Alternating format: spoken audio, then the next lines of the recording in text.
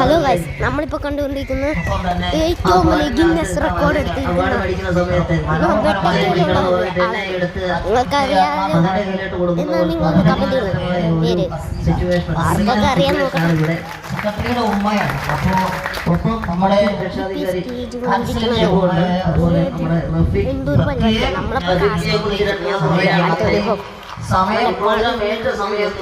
ചിത്രം വരയ്ക്കാൻ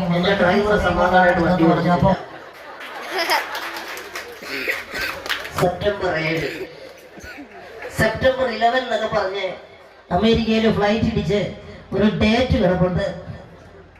അത് കഴിഞ്ഞതിന് ശേഷം ഇത്രയും കൃത്യമായി അപ്പോൾ അദ്ദേഹത്തിന് ഈ ക്ലബിനോടുള്ളൊരു ആത്മാർത്ഥത.